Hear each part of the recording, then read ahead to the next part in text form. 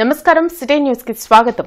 Andhra Pradesh assembly budget సమావేశాలు ప్రారంభమయ్యాయి. తొలి రోజు ఇరు సభలను ఉద్దేశించి గవర్నర్ జస్టిస్ అబ్దుల్ నజీర్ ప్రసంగించారు.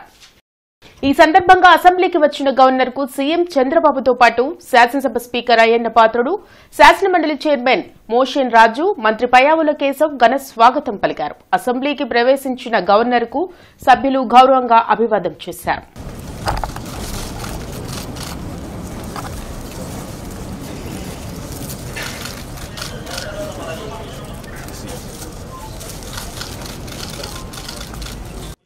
Honorable Governor,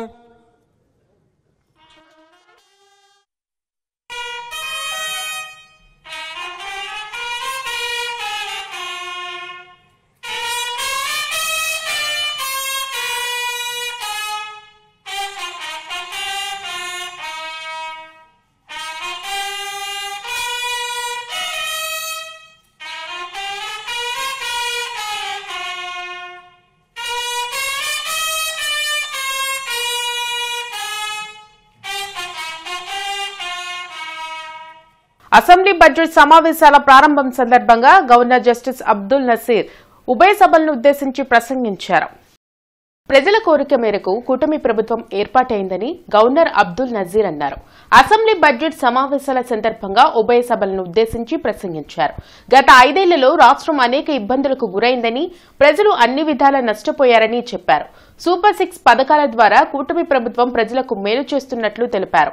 అధికారంలోకి వచ్చిన వెంటనే ల్యాండ్ టైటిలింగ్ యాక్ట్ రద్దు, మెగా డిఎస్సీపై సంతకం, అన్నా క్యాంటీన్లు ఏర్పాటు చేసి పేదల ఆకలిని కూటమి ప్రభుత్వం తీరుస్తున్నట్లు చెప్పారు. రాష్ట్రంలో కూటమి ప్రభుత్వం అధికారంలోకి వచ్చాక తలసరి ఆదాయం పెరిగిందని, ప్రతి నెల 1వ తేదీన ఇంటికి వెళ్లి సామాజిక పింఛన్లు పంపిణీ చేస్తున్నట్లు గవర్నర్ పేర్కొన్నారు. 22 కొత్త విధానాల ద్వారా సుస్థిర వృద్ధికి బాటలు వేసినట్లు చెప్పారు. విశాఖ ఉక్కు పరిరక్షణ, రైల్వే జోన్ హామీలను అమలు చేసినట్లు తెలిపారు. పీపుల్స్ ఫస్ట్ విధానంతో స్వర్ణాంధ్ర సాధనకు సమగ్ర రోడ్ మ్యాప్ ను సీఎం చంద్రబాబు సిద్దం చేసినట్లు వివరించారు. స్థానిక సంస్థలు, నామినేటెడ్ పోస్టుల్లో బీసీలకు 34% రిజర్వేషన్ కల్పించామన్నారు. 2027 నాటికి పోలవరం పూర్తి చేస్తామని గవర్నర్ తన ప్రసంగంలో వెల్లడించారు. In office, my government, under the visionary leadership of Honorable Chief Minister Shri Chandrababu Naidu Garu, has conceptualized Super 6 promises and has steadfastly begun working towards the welfare of the people and the revival of the state, reviving the past glory of brand Andhra. Within the first few days, we have taken decisive steps to fulfill our commitments and bring tangible improvements in people's lives. My government, guided by the vision of Viksit Bharat, is implementing a comprehensive roadmap to achieve Swarna Andhra at 2047 with a people-first approach. By focusing on a 15% plus growth rate, the state is leveraging its unique inner strengths to become a rupees 308 lakh crore economy with a per capita income of rupees 58 lakhs to become wealthy, healthy and happy, sustainable and most livable society by the year 2047, making 100 years of independent India. Assembly budget సమావేశాల ప్రారంభం సందర్భంగా YCP ఎమ్మెల్యేలు, ఎమ్మెల్సీలు సభకు హాజరయ్యారు. Governor ఉభయ సభలను ఉద్దేశించి ప్రసంగిస్తూ ఉండగా తమను ప్రతిపక్షంగా గుర్తించాలంటూ సభలో వైఎస్ జగన్ నేతృత్వంలో నినాదాలు చేశారు. గవర్నర్ ప్రసంగాన్ని కొంతసేపు అడ్డుకున్న వైసీపీ ప్రజాప్రతినిధులు సభ నుంచి వాకౌట్ చేశారు. రాష్ట్రంలో ప్రజలు చాలా ఇబ్బందుల్లో ఉన్నారని, రైతుల సమస్యలపై ప్రభుత్వం నుంచి ఎలాంటి స్పందన లేదని మాజీ మంత్రి బొత్స సత్యనారాయణ వ్యాఖ్యానించారు. వైసీపీకి ప్రతిపక్ష హోదా ఇచ్చే వరకు తమ పోరాటం కొనసాగుతుందని చెప్పారు.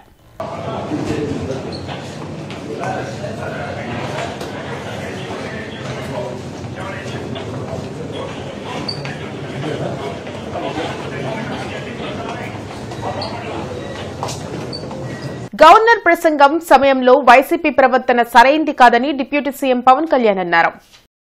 అసెంబ్లీ మీడియా పాయింట్ లో ఆయన మాట్లాడారు. ప్రతిపక్ష హోదా ప్రజలు ఇస్తే వస్తుంది కానీ ఎవరో ఇచ్చేది కాదన్నారు. ఇప్పటికైనా దిగజారుడు రాజకీయాలను వైఎస్ఆర్ కాంగ్రెస్ పార్టీ మానుకోవాలని సూచించారు. 11 సీట్లు వచ్చిన వైసీపీ ప్రతిపక్ష హోదా నిబంధనల ప్రకారం రాదని పవన్ కళ్యాణ్ స్పష్టం చేశారు. ఓట్ల శాతం ప్రకారం హోదా కావాలంటే జర్మనీకి వైసీపీ నాయకులు వెళ్లాలంటూ వ్యంగ్యంగా వ్యాఖ్యానించారు. మాకు ప్రతిపక్ష హోదా ఇవ్వాలి అనేది చాలా బలంగా మాట్లాడుతూ వచ్చారు. ఇది అడిగితే వచ్చేది కాదు, అది ప్రజలు ఇస్తేనే వస్తుంది. బేసిక్గా ఒకటి హైయెస్ట్ మెజారిటీ ఎవరికి ఉంది వాళ్ళు ప్రభుత్వం ఫామ్ చేస్తారు. వాళ్ళకంటే నెక్స్ట్ స్టేజ్ ఎవరికి ఉంటే వాళ్ళకి ప్రతిపక్ష హోదా ఇస్తారు. అంతేగాని గతంలో మేము ప్రభుత్వాన్ని పరిపాలించాం కాబట్టి మా ప్రతిపక్ష హోదా ఎవరికి ఇవ్వరు. కనీసం జనసేన కంటే కూడా ఒక సీట్ ఎక్కువ వచ్చినా కానీ వాళ్ళకి ప్రతిపక్ష హోదా దక్కేది. ఈ రోజున ప్రభుత్వంలో సెకండ్ లార్జెస్ట్ పార్టీ జనసేన. దాన్ని ప్రజల దృష్టికి తీసుకొద్దాం. వైసీపీ నాయకులు వాళ్ళు చేస్తుంది ఏంటంటే మాకు ప్రతిపక్ష హోదా ఇస్తే తప్ప మేము అసెంబ్లీలో అడుగు పెట్టాం, లేదంటే ప్రసంగాలను అడ్డుకుంటాం అని. ఇది సరైన మెసేజ్ బయటికి వెళ్దాం. ఇది రైట్కు సరైన విధానం కూడా కాదు. ఫస్ట్ అప్పుడు ఏం చేయాలంటే సార్, అప్పుడు జర్మనీకి వెళ్ళిపోవాలండి. ఇప్పుడు జర్మనీలో ఏంటంటేనండి, నేను జర్మనీ రిజల్ట్స్ కూడా ఏదో వచ్చినాయి చూస్తా ఉన్నా. ఎలక్షన్స్లో 25% వచ్చిన హైయెస్ట్ పర్సంటేజ్ ఆఫ్ వచ్చిన ఓటుకి ఇన్ని ఎంపీస్, ఇంత అసెంబ్లీ స్థానాలు ఉంటాయి వాళ్ళకి. 5% మించి తక్కువ వస్తే 5% ఓట్లు మిగతా వాళ్ళు పంచుకుంటారు. మనకు అలాంటి బెనిఫిట్ మనకు లేదు కాబట్టి మన రాజ్యాంగంలో లేదు. వాళ్ళు మంకుపట్టు పడితే they are free to go to Germany. Thank you. Artificial intelligence, drone technology రైతుల విషయంలో ఏమైపోయాయని సిపిఎం రాష్ట్ర కార్యదర్శి వి శ్రీనివాసరావు ప్రశ్నించారు. బ్రాడిపేటలోని సిపిఎం జిల్లా కార్యాలయంలో జరిగిన మీడియా సమావేశంలో రాష్ట్ర కార్యదర్శి శ్రీనివాసరావు, ఏపీ రైతు సంఘం ప్రధాన కార్యదర్శి ప్రభాకర్ రెడ్డి పాల్గొన్నారు. ఈ సందర్భంగా వారు మాట్లాడుతూ గుంటూరు మిర్చి యార్డును సందర్శించి రైతులతో, వ్యాపారులతో, అధికారులతో మాట్లాడామని అన్నారు. కేంద్ర ప్రభుత్వం క్వింటా మిర్చికి 11,781 రూపాయల ధర నిర్ణయించిందని రాష్ట్ర ప్రభుత్వం చెప్పడం విడ్డూరంగా ఉందన్నారు. గత సంవత్సరం మిర్చికి గరిష్టంగా 20,000 ధర పలికిందని గుర్తు చేశారు. ప్రస్తుతం విదేశాలకు ఎగుమతులు పెరిగినా ఇక్కడ రైతులకు గిట్టుబాటు ధర పలకడం లేదని ఆవేదన వ్యక్తం చేశారు. మిర్చికి గిట్టుబాటు ధర కల్పించకపోతే మార్చి 2వ వారంలో అన్ని సంఘాలతో కలిసి ఆందోళన చేపడతామని హెచ్చరించారు. ఈ కార్యక్రమంలో సిపిఎం నాయకులు నల్లికాంత్, నేతాజీ, కంచుమాటి అజయ్ కుమార్ తదితరులు పాల్గొన్నారు. కనీసం క్వింటాకి 20,000 రూపాయలు ఇవ్వకుండా, ప్రకటించకుండా 20,000 రూపాయలు పెట్టి నాఫెడ్, మార్కెట్ రంగంలో దిగి కొనుగోలు చేస్తేనే మార్కెట్ పెరుగుద్ది, రైతులకి లాభం వస్తుంది. లేకపోతే దివాళా ఎత్తాల్సిన పరిస్థితి వస్తుంది. ఒక 5 ఏళ్ల క్రితం ఏ రకంగా అయితే ఆత్మహత్యలు చేసుకున్నారు, మాకు ఈ 11,780 బదులు ఒక ఎండిన డబ్బా ఇస్తే చాలు అన్నారు. ఎండిన డబ్బా మీరెందుకయ్యా మార్కెట్లో ఆధిపత్యం వహించే వాళ్ళకి ఇవ్వండి మార్కెట్ అని చెప్పి నేను అన్నాను. రైతులు ఎందుకు ఆత్మహత్య చేసుకోవాలి? వాళ్ళని ఎందుకు నిరాశ నిస్పృహలోకి నెట్టాలి? అందుకని మరలా తిరిగి రైతులను సంక్షోభంలోకి నెట్టి ఈ రకమైనటువంటి దారుణమైన పరిస్థితుల్ని సృష్టిస్తున్నారు. దాన్ని వెంటనే చర్యలు తీసుకోవాలని చెప్పి మేము డిమాండ్ చేస్తున్నాం. ప్రజాబలంతో పీడీఎఫ్ తరపున ఎమ్మెల్సీ అభ్యర్థిగా పోటీ చేస్తున్న కేఎస్ లక్ష్మణరావును గెలిపించాలంటూ అవగాహన సంస్థ జై ఆంధ్ర డెమోక్రటిక్ ఫోరం ఆధ్వర్యంలో ఆత్మీయ సమావేశం జరిగింది. అరండల్పేటలో అవగాహన సంస్థ జేడీఎఫ్ ఆధ్వర్యంలో వివిధ ప్రజా సంఘాలు, మేధావుల ఆత్మీయ సమావేశం జరిగింది. ఈ కార్యక్రమంలో జన చైతన్య వేదిక అధ్యక్షులు వల్లంరెడ్డి లక్ష్మణ్ రెడ్డి, అవగాహన సంస్థ కార్యదర్శి కొండ శివరాంరెడ్డి, జేడీఎఫ్ జనరల్ సెక్రటరీ మేడా శ్రీనివాసరావు, బహుజన ఫ్రంట్ నాయకులు కరివి వినయ్ కుమార్, అభ్యుదయ రచయితల సంఘం నాయకులు పెనుగొండ లక్ష్మీనారాయణ, డాక్టర్ సేవాకుమార్, అమరావతి ఉద్యమ నాయకులు మల్లికార్జునరావు, నేస్తం ఫౌండేషన్ ధనుంజయ రెడ్డి పాల్గొని తమ మద్దతును ప్రకటించారు. ఈ సందర్భంగా వారు మాట్లాడుతూ విద్యార్థులు, నిరుద్యోగులు, పెన్షనర్స్ హక్కుల కోసం నిరంతరం పోరాడుతున్న వ్యక్తి లక్ష్మణరావు అని కొనియాడారు. పార్టీలకు అతీతంగా పేద ప్రజల పక్షాన నిలబడే వ్యక్తి లక్ష్మణరావు అని అన్నారు. ఈ నెల 27వ తేదీన జరగబోయే ఎమ్మెల్సీ ఎన్నికల్లో మొదటి ప్రాధాన్యత ఓటు కేఎస్ లక్ష్మణరావుకు వేసి గెలిపించాలని కోరారు. ఈరోజు రాష్ట్రంలో నిరుద్యోగ సమస్య పరిష్కారం కావాలన్నా, ఉపాధి లభించాలన్నా, అవినీతి తగ్గాలన్నా, ప్రభుత్వం చేసే చెడ్డ పనులని ప్రజల దృష్టికి తీసుకురావాలన్నా లక్ష్మణరావు గెలుపు మనకి చారిత్రక అవసరంగా భావిస్తున్నాం. ఈ రాష్ట్రంలో ఉన్న అన్ని ప్రజా సంఘాలు, స్వచ్ఛంద సంస్థలు, మేధావర్గం, విద్యావంతులు అందరూ లక్ష్మణరావుని గెలిపించడానికి సన్నద్ధంగా ఉన్నారు. నేను గత 5-6 రోజులు చూస్తూ ఉన్నాను. ఎక్కడ చూసినా లక్ష్మణరావు గెలుపు అవసరం, లక్ష్మణరావు గెలిస్తేనే శాసనమండలిలో ప్రజల సమస్యలు వస్తాయి, చర్చకు వస్తాయని చెప్పని భావిస్తున్న పరిస్థితి. ఫిబ్రవరి 27వ తేదీన జరగబోయే కృష్ణా, గుంటూరు జిల్లాల పట్టభద్రుల ఎమ్మెల్సీ ఇండిపెండెంట్ అభ్యర్థిగా పోటీ చేస్తున్న తనకు మొదటి ప్రాధాన్యత ఓటు వేసి గెలిపించాలని అరిగెల శివరాం ప్రసాద్ కోరారు. అరండల్పేటలోని ఎస్సీ ఎస్టీ ఎంప్లాయీస్ హాల్లో జరిగిన మీడియా సమావేశంలో గుంటూరు జిల్లా బార్ అసోసియేషన్ అధ్యక్షులు కాసు వెంకటరెడ్డి, అరిగెల శివరామ ప్రసాద్ రాజా పాల్గొన్నారు. ఈ సందర్భంగా రాజా మాట్లాడుతూ గత 20 సంవత్సరాలుగా పేద ప్రజలకు ఉచిత సేవలు అందిస్తున్నానని తెలిపారు. ఎస్సీ ఎస్టీ బీసీ మైనార్టీల కోసం శాసనమండలిలో పోరాటం చేస్తారని హామీ ఇచ్చారు. ఇండిపెండెంట్ గా పోటీ చేస్తున్న తనకు మొదటి ప్రాధాన్యత ఓటు 5వ నెంబర్పై వేసి గెలిపించాలని కోరారు. ఈ కార్యక్రమంలో bar council member Brahmareddy, Vasu, Meda Ramesh పాల్గొన్నారు. గుంటూరు జిల్లాలో కాదు, దేశవ్యాప్తంగా ఎస్సీ ఎస్టీ బీసీ మైనార్టీలు 80% ఉన్నారు. ఒక దళితుడైనటువంటి నేను ఎంతవరకు కూడా ఎప్పుడు నా సోదరుల్ని నా వైపు ఓట్ చేయమని కానీ, నా వైపు ప్రచారం చేయమని కానీ నేను అడగలేదు. కామన్ ఎజెండాతో వస్తున్నాను. మంచి చేద్దాం, సమాజానికి ఉపయోగపడే విధంగా మనందరి సహకారంతో ఒక మంచి నాయకుడిని ప్రమోట్ చేయవలసిందిగా మిమ్మల్ని అందరినీ సవినయంగా కోరుకుంటున్నాను. రేపు జరగబోయే ఎన్నికల్లో నా సీరియల్ నెంబర్ 5 1పై వేసి అఖండ మెజార్టీ మొదటి ప్రాధాన్యత ఓటు 1 అని ఇచ్చి నన్ను మీరందరూ కూడా ఆశీర్వదిస్తారని చెప్పని సవినయం కోరుకుంటున్నాను. Thank you one and all. Thank you so much.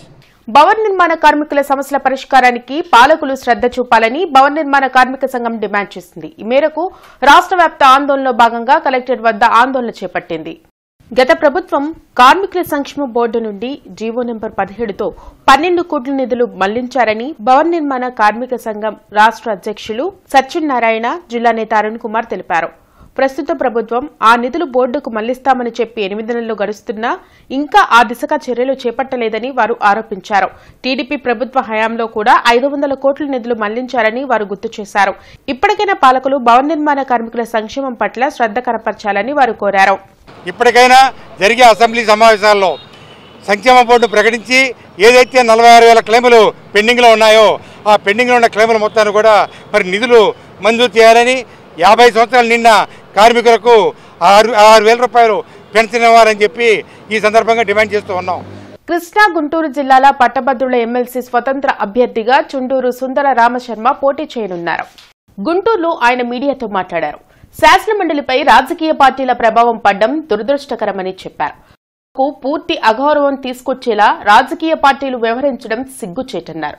ప్రజా సమస్యలపై చర్చించకుండా వ్యక్తిగత దూషణలకు పాల్పడడం కరెక్ట్ కాదని చెప్పారు. ఈ నెల 27వ తేదీన జరిగే ఎన్నికల్లో తనను గెలిపిస్తే అనేక సమస్యలను ప్రభుత్వం దృష్టికి తీసుకువెళ్లి వాటి పరిష్కారంకు కృషి చేస్తారని సుందర రామశర్మ తెలిపారు. ఇంకొక పార్టీ అయినా, ఇంకొక సుందరరామ శర్మ అయినా మనందరం అన్ని మతాలని గౌరవించాలి, అన్ని ధర్మాలని కూడా సమానంగా చూడాలి. ముఖ్యంగా రాజకీయాల్లోకి వచ్చాక అందులోనూ ఒక ఎమ్మెల్యేనో ఎమ్మెల్సీనో చూడాలి. అటువంటిది వాళ్ళు చేయకపోగా ఈ రోజుకి కూడా మెడికల్ కాలేజీల ప్రైవేటైజేషన్ గురించి వాటిని ప్రశ్నించకపోగా ఇవాటి వరకు కూడా ఎటువంటి సరైనటువంటి దృక్పథంతో వాళ్ళు వెళ్ళట్లేదు. రెండోది, సనాతన ధర్మాన్ని రక్షిస్తాను అన్నటువంటి పవన్ కళ్యాణ్ యొక్క దారిలో డెఫినెట్గా ధర్మానికి రక్షిస్తూ మిగతా సామాజిక వర్గాలే కాదు, కులాలే కాదు, మతాలకు అతీతంగా ఆత్మ ప్రబోధానుసారం మీరందరూ కూడా నాకు ఓటు చేసి గెలిపిస్తే డెఫినెట్గా నేను ముందుకు వెళ్తాను. శాసన మండలిలో మీ యొక్క స్వరాన్ని నేను వినిపిస్తాను. ఈ పీడిఎఫ్ అనేటువంటిది ఇవాళ రోజున ఏమీ చేయలేరు. ఎందుకంటే అధికారంలో ఉన్న వాళ్ళన్నా చేయాలి, నేనైనా చేయాలి. మీరు ఒక మాట అయితే నన్ను అడగచ్చు. డాక్టర్స్ కల్చరల్ స్పోర్ట్స్ అసోసియేషన్ ఆధ్వర్యంలో నిర్వహించిన doctors premier league 3 cricket finals ఉత్కంఠ భరితంగా మూసాయి. ఫైనల్ మ్యాచ్ లో జీబీఆర్ ప్యాంథర్స్ టీం పై ఐకాన్ వారియర్స్ ను 145 పరుగులతో కప్ ను గెలుచుకుంది. ఆఖరి బాల్ వరకు ఫైనల్స్ క్రికెట్ మ్యాచ్ ను చూస్తున్న డాక్టర్స్ అందరూ ఉత్కంఠంగా ఆఖరి బాల్ ఆఖరి రన్ తో icon warriors doctor premier league లో 3వ కప్ ను కైవసం చేసుకున్నారు. ఈ కప్ ను icon warriors team captain doctor కొండలరావుతో పాటు టీం సభ్యులందరికీ కిమ్స్ వైద్య సంస్థల executive directors doctor Ravela Vishnu, doctor Rajasekhar, IME అధ్యక్షులు doctor Rayudu, doctors culture sports association అధ్యక్షులు TC Reddy, association secretary Avula Srinivasarao, IDA అధ్యక్షులు డాక్టర్ సాయి శంకర్ అందజేశారు. అలాగే GBR panthers team doctor Sudheer, Bhargav Reddy team కు రన్నరప్ కప్ ను అందజేశారు. ఈ సందర్భంగా అసోసియేషన్ అధ్యక్షులు డాక్టర్ టీసీ రెడ్డి, ఐఎంఏ అధ్యక్షుడు డాక్టర్ రాయుడు మాట్లాడుతూ కఠోరమైన వైద్య వృత్తితో అనుక్షణం ఎంతో ఒత్తిడితో కూడుకున్న వైద్య వృత్తిలో ఉంటూ ఏడాదిలో ఒకసారి లాంటి క్రీడా పోటీలు నిర్వహించడం ద్వారా కొంతమేర ఉపశమనం దక్కుతుందన్నారు. ఈ క్రికెట్ పోటీలకు స్పాన్సర్స్ చేసిన ప్రతి ఒక్కరికి కృతజ్ఞతలు తెలిపారు. గుంటూరు ఉమ్మడి జిల్లాలతో పాటు కృష్ణా జిల్లాకు చెందిన డాక్టర్లు సైతం ఈ క్రికెట్ పోటీల్లో పాల్గొన్నారన్నారు. అనంతరం డాక్టర్ ప్రీమియర్ లీగ్ 3లో man of the match, best batsmen గా డాక్టర్ తులసిరామ్, బెస్ట్ బ్యాట్స్మెన్ గా డాక్టర్ గౌతమ్, బెస్ట్ బౌలర్ గా డాక్టర్ రామ్మోహన్, బెస్ట్ బౌలర్ గా పృథ్వీ కృష్ణలతో పాటు పలువురికి కప్లను అందజేశారు. On the ground maybe we didn't perform well, but that doesn't matter. But the satisfaction of bending our backs, working sincerely, playing gives me an enormous amount of satisfaction, and we will definitely be back next year. Next year I sincerely hope there are more teams. నల్లపాడులోని Basra concept school 18వ వార్షికోత్సవ మహోత్సవం ఘనంగా జరిగింది. ప్రతిపాడు నియోజకవర్గ MLA బూల Ramanjaneyulu, Andhra Pradesh రాష్ట్ర technology services chairman మనవ Mohana Krishna, 57వ division corporator ముఖ్య అతిథులుగా హాజరై కార్యక్రమాన్ని ప్రారంభించారు. ఎమ్మెల్యే బూల రామాంజనేయులు మాట్లాడుతూ తల్లిదండ్రులు ఎల్లప్పుడూ పిల్లల్ని కంటికి రెప్పలా కాపాడుకోవాలని అన్నారు. బాస్రా కాన్సెప్ట్ స్కూల్ విద్యార్థులు క్రమశిక్షణతో విద్యను అభ్యసించి మంచి విజయాలు సాధించాలని సూచించారు. బాస్రా విద్యా సంస్థల చైర్మన్ సాదిరేని మురళీమోహన్ మాట్లాడుతూ విద్యార్థులు చిన్ననాటి నుంచే ప్రణాళికబద్దంగా చదివితే భవిష్యత్తులో ఉన్నత శిఖరాలను చేరుకోవచ్చని పేర్కొన్నారు. ఈ కార్యక్రమంలో విద్యార్థులు, తల్లిదండ్రులు, ఉపాధ్యాయులు పాల్గొన్నారు.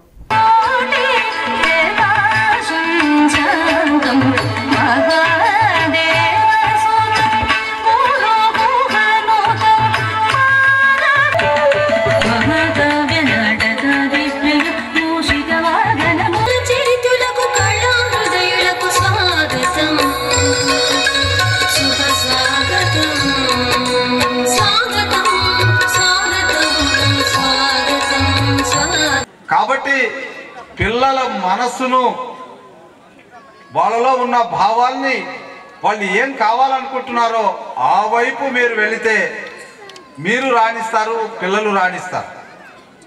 గాలి ఇటు వెళ్ళేటప్పుడు మీరు కూడా అటు వెళితే సులభంగా ముందుకు వెళ్తారు. గాలి ఇటు వెళ్తుంది, మీరు ఇటు రావాలనుకున్నప్పుడు వెనకబడిపోతారు.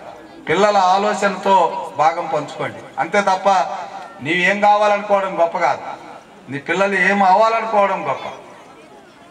ఇది కూడా మీరు దృష్టిలో పెట్టుకొని ఎవరు ఏ రంగంలో రాణించినా వాళ్ళ కాళ్ళ మీద వాళ్ళు నిలబడి సంఘంలో మన గౌరవాన్ని నింపి, మనము ఇబ్బందుల్లో ఉన్నప్పుడు పిడికడ అన్నం మన నోట్లో పెట్టగలిగిన వాడే కొడుకు కూతురు అన్నది గుర్తుపెట్టుకొని మంచి స్థాయికి వెళ్ళి మీకు జన్మనిచ్చినటువంటి తల్లిదండ్రులను, విద్యాబుద్ధులు నేర్పినటువంటి గురువుకి మంచి పేరు ప్రతిష్టలు తీసుకొస్తారని ఆశిస్తూ ఉన్నాను.